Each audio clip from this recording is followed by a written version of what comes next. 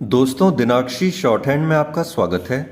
अगर आप चैनल पर नए हैं तो चैनल को सब्सक्राइब करें और बेल आइकन ज़रूर दबाएं।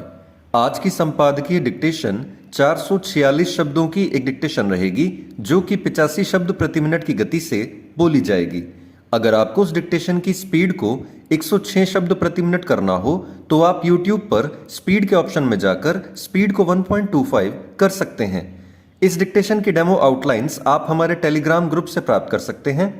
और अगर आपको इस संपूर्ण संपादकीय मैटर की सभी एडवांस आउटलाइंस और वाक्यांश की आवश्यकता है तो आप हमारा स्पेशल पेड बैच ज्वाइन कर सकते हैं।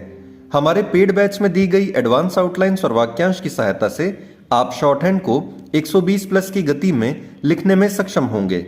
इस बैच को ज्वाइन करने के लिए आप डिस्क्रिप्शन बॉक्स में दिए गए मोबाइल नंबर पर व्हाट्सएप कर सकते हैं। तो चलिए डिक्टेशन को स्टार्ट करते हैं। डिक्टेशन 5 सेकंड बाद स्टार्ट होगी। Ready, start. केंद्रीय सतर्कता आयोग के एक आयोजन में प्रधानमंत्री ने यह जो कहा कि निहित स्वार्थों वाले लोग भ्रष्टाचार और भ्रष्टाचारियों के विरुद्ध कार्रवाई करने वाली संस्थाओं एवं एजेंसियों के काम में बाधा डालने और उन्हें बदनाम करने की कोशिश करते रहेंगे, उससे भ्रष्ट तत्वों के दुस्साहस का ही पता चलता है।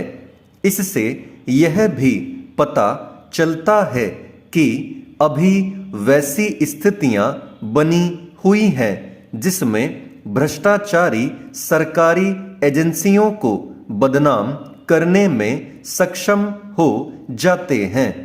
इन स्थितियों को प्राथमिकता के आधार पर दूर किया जाना चाहिए, क्योंकि आदर्श स्थिति यही है कि भ्रष्ट तत्व भ्रष्टाचार निरोधक एजेंसियों से भयभीत दिखें। यह ठीक है कि प्रधानमंत्री ने इन एजेंसियों को अपना पूरा समर्थन देने और खुलकर काम करने का संदेश दिया, लेकिन ऐसा कोई संदेश भ्रष्ट तत्वों के बीच भी जाना चाहिए कि उन्हें उनके किए की सजा मिलकर रहेगी और वे बच नहीं सकेंगे।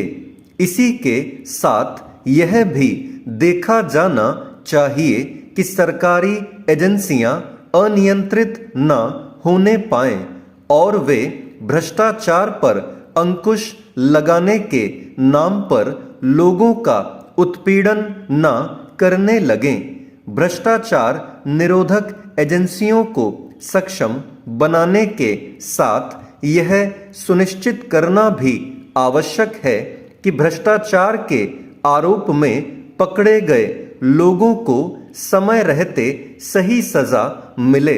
आमतौर पर अभी ऐसा नहीं होता। ऐसे लोगों के मामले लंबे समय तक खिंचते रहते हैं। इससे समाज को कोई सही संदेश नहीं जाता। इससे संतुष्ट नहीं हुआ जा सकता कि विभिन्न एजेंसियां भ्रष्टाचार में लिप्त तत्वों के यहाँ छापेमारी करती रहती हैं, क्योंकि इसके बाद भी ऐसे कोई प्रमाण नहीं दिख रहे हैं कि भ्रष्टाचार पर कोई निर्णायक लगाम लगती दिख रही हो। यह ठीक है कि केंद्र सरकार के उच्च स्तर पर भ्रष्टाचार पर एक हद तक लगाम लगी है, लेकिन यह नहीं कहा जा सकता कि उसके लिए कहीं कोई गुंजाइश नहीं रह गई है। इसी तरह यह भी नहीं कहा जा सकता कि निचले स्तर के भ्रष्टाचार में कोई बड़ी कमी आई है। सच यह है कि निचले स्तर पर भ्रष्टाचार बेरोक टोक जारी है। जैसे निर्माण कार्यों में भ्रष्टाचार खत्म होने का नाम नहीं ले रहा है, वैसे ही रोजमर्रा के उस भ्रष्टाचार पर भी जिससे आम लोग दो चार होते हैं। भ्रष्टाचार पर प्रभावी नियंत्रण के लिए यह आवश्यक है कि उन कारणों का निवारण किया जाए जिनके चलते वह पनपता और फलता फूलता है। इससे इनकार नहीं कि तकनीक के इस्तेमाल ने व्यवस्था को पारदर्शी बनाने का काम किया है, लेकिन अभी इस क्षेत्र में बहुत काम किए जाने की आवश्यकता है। ऐसी ही आवश्यकता राजनीतिक भ्रष्टाचार पर अंकुश लगाने के मामले में भी है। सरकार कुछ भी दावा करे, यह कहना कठिन है कि चुनावी बॉन्ड की व्यवस्था के बाद राजनीतिक चंदे की प्रक्रिया पारदर्शी बन गई है। स्टॉप।